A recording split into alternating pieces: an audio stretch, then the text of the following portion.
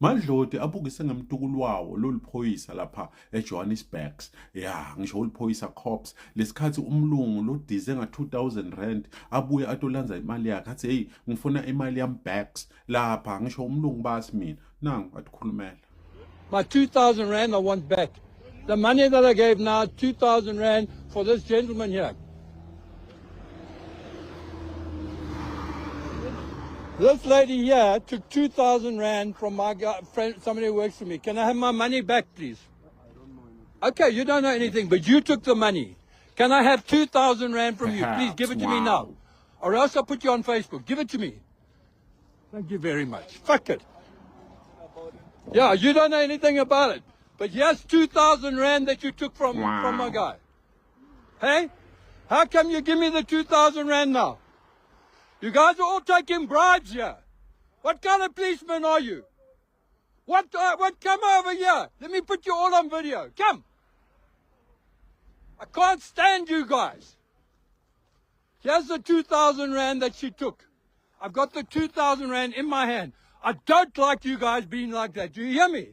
Say sorry. Why did you do it? I'm very sorry. Why did you do it? Sorry. You sorry? 2,000 rand from a man who works very hard. And you take his money. What kind of policeman are you? You're very sorry. I'm very sorry for the whole of bloody South Africa. And you're sitting here as well. What the hell are you? Why don't you get up and arrest that lady there? No, I didn't know anything. You didn't know anything? Arrest that lady then. Here's the money. Here is the money. No. Give me the 2,000 rand. I want the 2,000 rand. That money that woman, she says she's sorry about taking. I want her number. No, I'm not interested in talking. I want the money.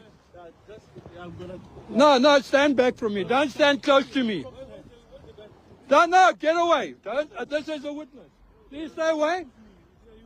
I'm telling you right now. We tried to help you. Don't worry. I'm sorry, get out of here. So, this is the Just get out of here. That is the I'm lady. the senior. I don't care. Labanye bathi lo sesi loliphoyisa cops ngabe uphikile wathi le mali angiyadi mina angase ngiyibona guys kaneni corrupt nani ngathi nibona bantu baboshwa kangaka perhaps wow uphinze wena ufuna ukuthatha ibribe uyathi nelidloti lakho liweak livele limelele lithi you angidingeni ndibone Mfethu isifo sase 26 mfethu asikaze saphatha uQueen mfethu nakanye mfethu isifo mfethu iCrown mfethu 26 siyiphathele uQueen mfethu yabo nawo nje lamaphoyisa mfethu mfethu kuyasho ukuthi impatha lezi mfethu nanini mfethu uQueen kuye nokuphatha iCrown mfethu Queen aphatha iCrown kubo Queen odalayo phezu kwabapho la yini bafethu sisi lilahlwe idlozi la kubo bafethu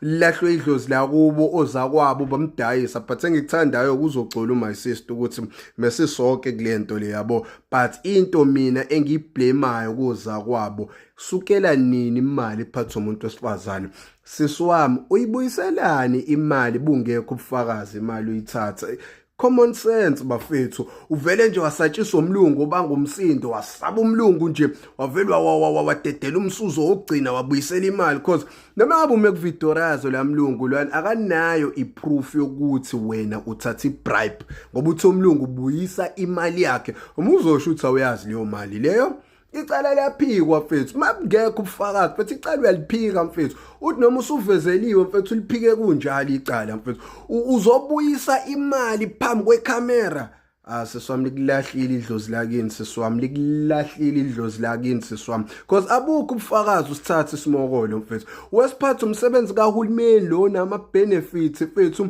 ono subsidy banibani mfethu house allowance mfethu committee mfethu uyawazi lo msebenzi mfethu ovedane wawuqeda nje kanjalo uyawazi lo msebenzi okulahlekela ama benefits ayibo bafethu hey bafethu yabona mfethu sometimes labantu enimokola kubona bafethu menifuna imisebenzi ngathi bangiboye banichazele ukuthi le msebenzi enisuke niyithenga bafethu ibaleke kangakanani because akekho mfethu lo sisi uyayiveza ukuthi vele novele ke nemsebenzi bayithenga laba mfethu yabo, but ngeke umsebenzi wawujulukele wawuthola kanzima uvela udedele kanjalo mfethu. Uyibuyiselani imali bungekho ubufakazi bemali uyithatha kodwa sisi wami. Esiswami ngazi ngakuzwela mfethu yabona nje mfethu noma iwrong lento ukuthi nimokolisa abantu, but mina ngiseside ngiyakuzwela mfethu yabo. Kwayikhona ukuthi mfethu ungavele umokolisa umuntu mfethu imali kangaka nje ningawushintsha umoya, ngoba phela umuntu nifeni imbopho umuntu nimthathe nihambe naye mase nithi kusefonela umuntu wakini uzoze ezokukhipha la kuhlanganwe nomuntu wakini esigageni mase namtshetha hayi ekselo leli icala lizomuhla meyothi ukuthi nifuna mhlambe lelicala lingamuhla bafetetelana isimokolo sa 2 blocks kubo hlangana ufika uthatha isimokolo nje niyaqhubeka ne-road block kuleyo ndawo isimokolo sa 2 blocks. Hayi bafethu hayi noma mpumpana bamaphoyisa kuyasho ukuthi mekuhlangene. Yeah, salute guys. Ndifuna uke nivele ke nami kulomba walosisi ne. I want to reach out to you my sister and say to you ungazonzakalisi mntasekhaya. Sikhona sonke. And sikhona sonke nje. Ndifuna ukuthi mina thina ngabanye sikubonanga uthatha imali. Kulamntu ekuthathile imali kuye. Right now at this stage, we may all make you trend and seem to be perfect, somehow blaming you for all the reasons. But the bottom line of everything is that sonke asikho perfect. Sonke kuyenzeka sifumaneke kwi-mistakes ngokwezimo esisuke sijongene nazo ngelo xesha.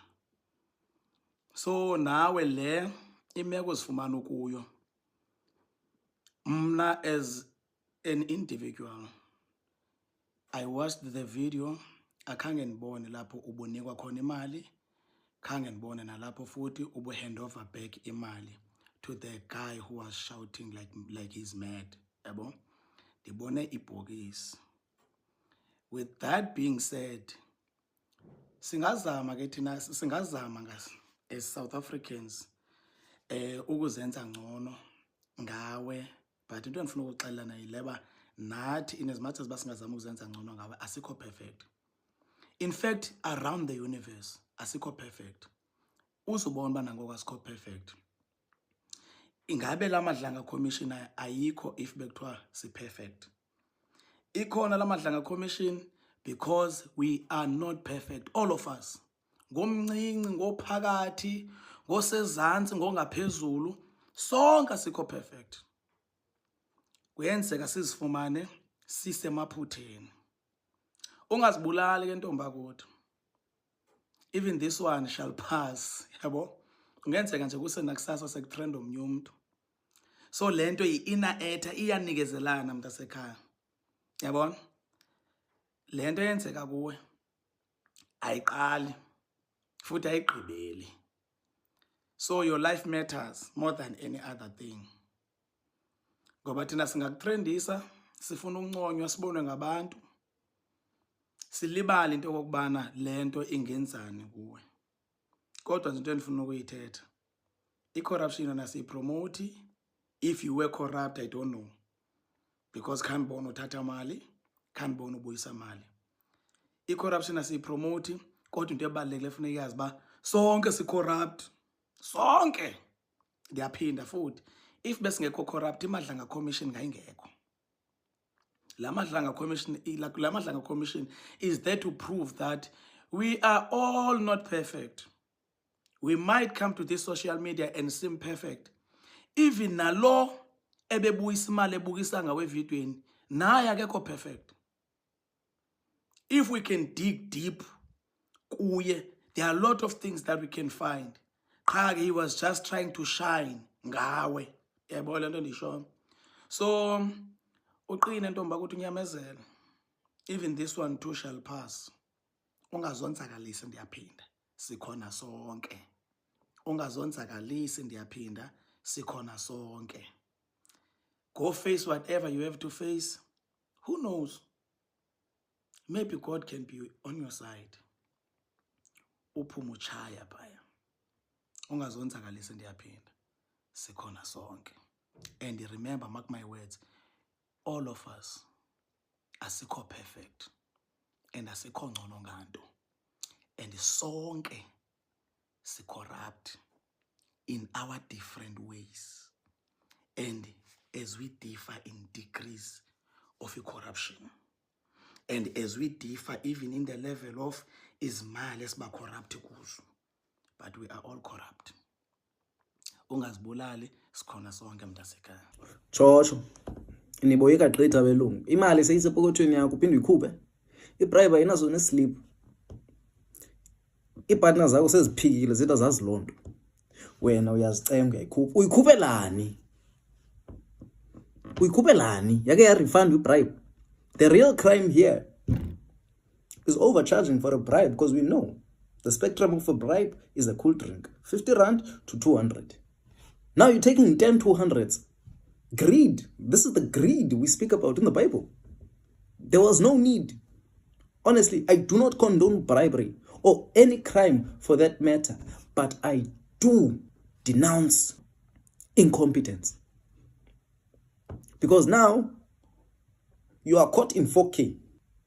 You could have used that same 4K as evidence to defend yourself. That man was harassing you, telling you about a bribe that you know nothing about. Your partners know nothing about it. It is 5 against what? 2? The one who claims to pay the bribe, that's a crime on its own. So you telling me that a criminal said they bribed you, implicating you in their crimes, and you are like, yeah, I'm a criminal. You are self-implicating yourself, my sister, man. Damn it. You see, this is why I'm not a lawyer. Because criminals make it difficult for us to defend them. I'm not saying you're a criminal, my sister. I'm just saying you were caught in a bad situation. If anything, I didn't even see 2,000 rand. Whatever you pulled out of your pocket could be airtime for all I care. I don't choose sides. There's only one right side, my side. And my side says you were offside. Damn it. Yazi kodwa bafowethu masikhuluma iqiniso ngane zakwethu.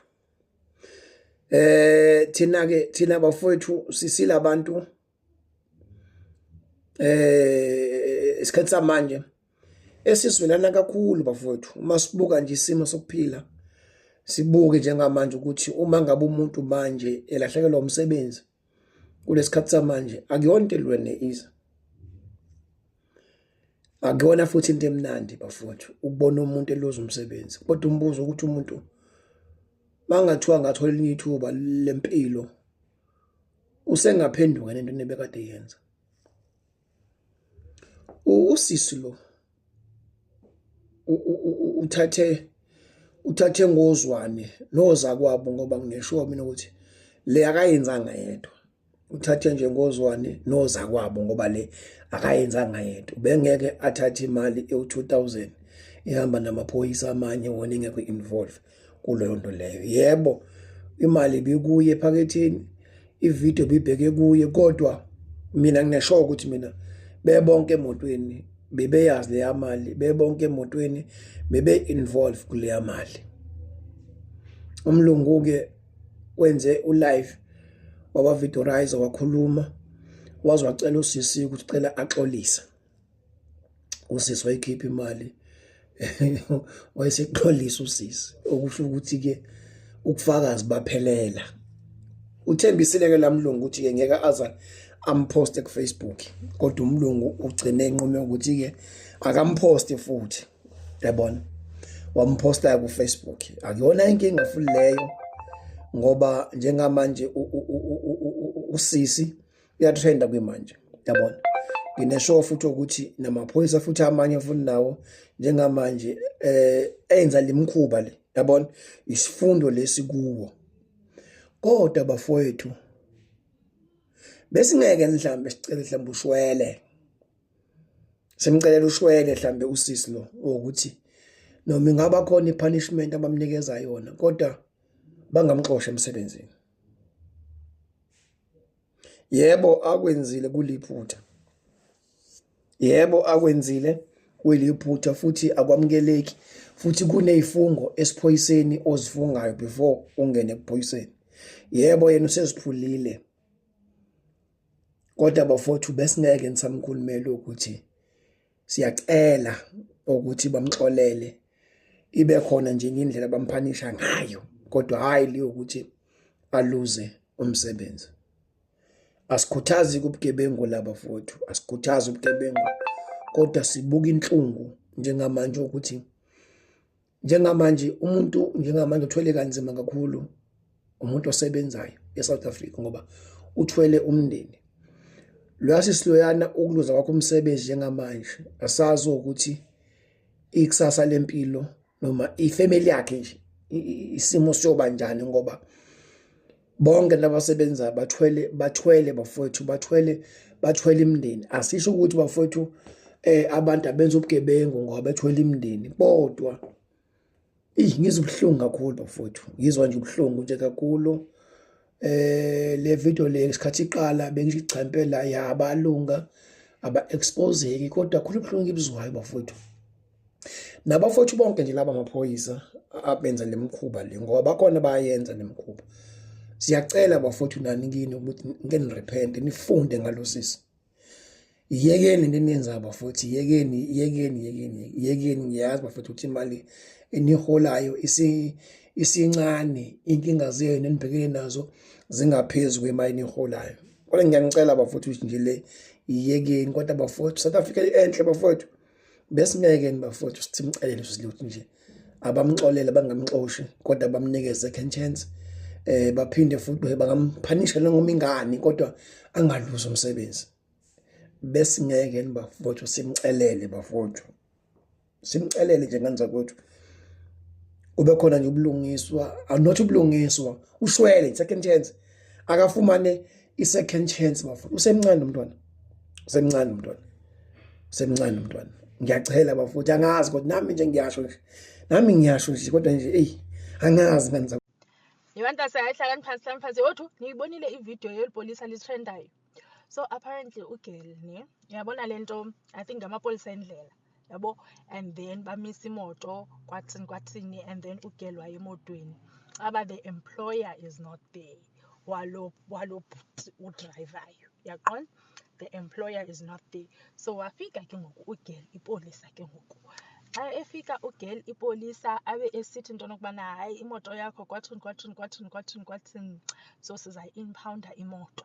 Abe esithi lo bhuti ke ngoku caba uyadriver, abe esithi so izawuthini into, athi ke naku ugirl, hayi kuzawufuneka kaloku udize mntasekhaya, kuzawufuneka udize. Hayi nyhani wadiza lo bhuti i-2K, hayi ediza i-2K kanjalo bantase. Wafika ke ngoku boss, yabva xa efika uboss uyaxelelwa ke ngoku yi-employee into nokubana yeyi boss ungamangali, laa 2K leya ibilapha emotweni ndiyithathile ndayinikeza usisters because usisters ebefuna, yaqonda. Yho, waphambana uboss, walayita ikhamera, wabalanda bantase into nokubana ndifuna imali yam. Yebantase kuthiwa oko esikribisini ndifuna imali yam, wabalanda wathi into nokubana bamnika le mali. After bemnikile le mali wathi into nokubana you must apologize. Kwathini wathi la sisi, I'm very sorry. Ndithi lo sisi akayibona ifowuni. Besides ke into nokubana wenza into wrong ne. First of all, South African police guys need izintwana zanto body cams, because sana hayi yabona ijojo, hayi ijojo bayayithatha sana, they need body cams because sana usisters uye wa-apologize ebeyithathile nyani 2K ye-bribe. Obviously she's gonna lose her job because ibonwe nasithi, obviously she's gonna lose her job. But the thing is ngoku ke usesithetha ke ngokubantase nje ilogic, esithetha nje ilogic lokubana umntu uza kuwe, they were not there ne when you were given the money. Uza kuwe uthi into nokubana uzofuna imali yakhe kwathini that you took from someone else, wara yaqonda. Why ungayiphiki? Especially ubone into nokubana nansi ikhamera, why ungathi hayi imali ibitheni, hayi ndazani namali mna, asikayikhuphe egageni ke, akayikhupha emzimbeni, because like what do you mean? Guys, mna. My girl, you can see that you are being recorded and you decide to give out or take out concrete evidence on a silver platter for the whole world to see the same evidence that will be used against you sooner or later. The same evidence that will affect your career. Like how? Njani? Yo, lo sisi lo uyankwatisa guys and lo sisi lo ungdisturbile for real. I'm disturbed. Let's just leave the whole context of the story. Let's just focus on how she handled the problem. I mean, she is a cop after all, okay? And come on, you are being trained, man. You are being trained. You can't just go around panicking like that. You can't. And you are the one that understands police vocab more than we do, such as concrete evidence, innocent until proven guilty. The gentleman that was taking a video of this lady, number one, was not even there when the exchange was happening. He learned a few minutes later when he was being told by that other one, the cop demanded 2,000 rand. He was not even there, so he did not have enough. He did not even have the evidence until you, Mama, decided to just give the evidence for the world to see. How? Baby girl, you had all the ammunition. You had all the ammunition. Like you had all the ammunition to protect yourself, to protect your family, to protect your colleagues. Like, I'm not saying Guti lento ayenzile right. But what I'm saying, Uguti, that moment, like she could have done things differently. Like she, my girl. Number one, ammunition number one. You were supposed to put on your dramatic boots. You are a lady for a reason. You are a woman for a reason. Put on those shoes and be like, say, are you calling me a thief? Do you know, Uguti, I can arrest you for defamation of character? Do you have evidence that I collected the 2,000 rand from the gentleman or the lady over there? Do you? Because there was absolutely no way. There was absolutely no way that gentleman was going to search you or even search the police van. That was ammunition number one. And if you can see good, now it's getting out of hand. Ammunition number two. Is it because of I'm black? Not that it is the right thing to do. But at that moment, anything to save your career. Anything to protect, your bread, Mama. Like, no, man. Nah. My girl, you had all the ammunition. I can't pretend. Like you really disappointed me. Like, kodwa wena mjito oyiphoyisa wena ngoba phela usisi nisebenzisana naye mhlawumbe uyamazi nawe ukuthi uyathithiza yabo manje yini ungavimbi ke lo mlungu lo akhulume nawe njengomjito womisa kumuntu wesifazane ngoba lo wesifazane uyathithiza mhlawumbe lento beqala ukuyenza and yabo uzocula uzonikhipha nonke uzosho yabo so nje lo mjida lo iphoyisa uyena mfethu odayisele ejeri le uyena because bekumele yena nje akhulume nalo qonqa lo yabo amtshela lalela ungangividorize ngifuni lonto ukuthi ungividorize umhluthe le phone ngaleyo ndlela ama kanjani delete video yabo nje delete video kungena ku Beam uyidelete le video le na ku Beam mase uyambuyisela ifoni yakhe mase uthi uzeceleni nawo lo 2000 wakho lo yabo but leyo ma videoizana nje asamsana nayo at least imfethu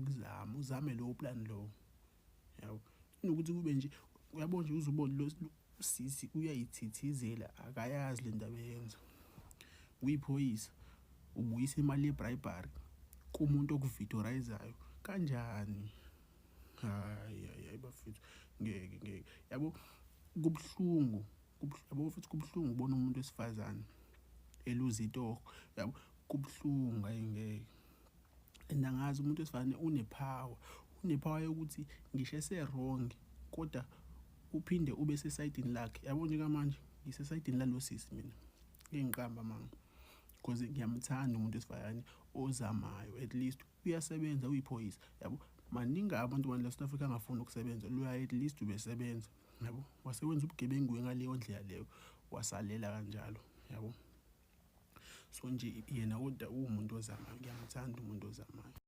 And number 2 angazi ukuthi ibribery ka2000 iqhamuka kanjani nifika kanjani ku2000 nifika kanjani izibo 2000 kanti bekuyini lengaka hey yabona esiconfuse ake manje uyamajina nje uyamajina uzoluza umsebenzi wakho ngikhulume ngalo sisi lo uzoluza umsebenzi wakhe uzowuluza ngokuqala lokho yabo okwesibili uyatrenda ufike waluza umsebenzi wakho ngala uyatrenda utrenda einkundleni zokuxhumana uyihlazo emphakathini asithandaza angalinga azibulale ave muhle angalinge nje azibulale umamaza ayibuye ikona nje ukuthi kulento le kusalele umuntu orong bafethu yabo nje kulo muntu wesifazane ngiyasho namanje amaphoyisa sazi amaphoyisa enza izinto eziwese sazi amaphoyisa efika kuyindawo edayisa ama drugs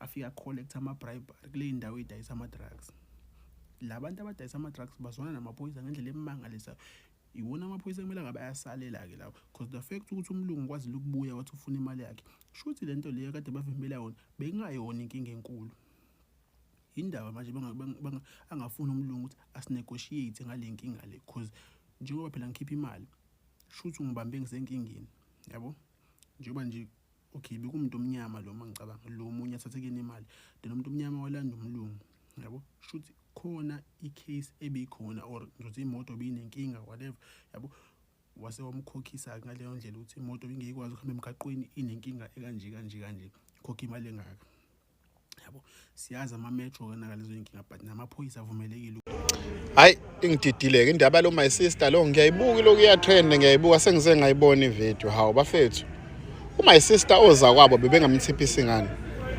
ikuphi proof yokuthi ukwazisa umuntu ngoba ayekho iproof lapho why nebeba guilty why because phela lapha kumele uvele uhlanye nje umuntu bangabenza kanje umthetho ungazongijoyela kabi wena ngaze ngikwazise umuntu mina iphi proof the only way abakwazi ukuthola ngayo iproof yokuthi ukwazisile umuntu is ukuthi banginikeze imali bese beyithatha izinamba ngithi imali nezinamba bayibhale eceleni inamba bayibhale eceleni noma bayishuthe imali ukuthi yaziphi inamba bese beyagwazisa ngayo leyo mali emva lokho bese uhlangana namanye amaphoyisa ayakuvimba ayakukhomba athi lala phansi akukhiphe emotweni ayisesha imoto methola imali bese yayibona ukuthi okay nayi le mali le nazi lezi inamba le iqala ngo196 bani bese uyaboshwa boshela ukuthi ukwazisile if ingeke iproof ukuthi ukwazisile uvumelani dai fethu hayi lo my sister lo ngekukhondona ukukwazisa fethu but fethu hayi lahlisa kwase ingane kanje ngeke simple kanje yini nje bisemthusa thuso esingisi thuso umlungu efana mtshela fuck off wena uzongijoyela kabi angaze ngizokugwazisa mina akhuluma isiZulu ke futhi ke makuthi umZulu makuthi umXhosa akhuluma isiXhosa athi angikwazi ngisho ukwazi yaqala ukubona cause efonini thina sizange sesimbone emgwazisa yabo iproof yena ubese yakha ngefoni wavele wayikhipha imali wambuyisela hayi yabo nje uvele wangicika kabi ayi yabo nje fethu kodwa sengaphikeka le yanto leyana sibonanga thina imali sibona ibhokisi yabo into esengaphikeka nje phela enkantolo umdlalo wechess baba kusokukhuluma abantu abasuke bengekho endaweni basuke befuna iproof yabo into esengalweka nje ayiwini nje ngoba ayikho iproof yokuthi ugwazisile. Hello Mzansi, welcome to Mgozi waseMzansi. People are still reacting to indzaba yeliphoyisa sisothethe bribe ya 2K. People are really complaining indzaba yokuthi ayikha uya overcharge for i-bribe. People are saying ngosongazi uyothatha 2K wonke posho ukuthi vele umuntu wena umshina lutho. Bantu babe nembono lehlukile mayelana nale andzaba lena. Labanye they feel sorry for my sister and some are saying ukuthi ukhombise kuba selfish nokuba greedy. Do comment your thoughts down on the comment section. Don't forget to hit the notification bell. I'll see you in the next one. I'm signing out. Goodbye.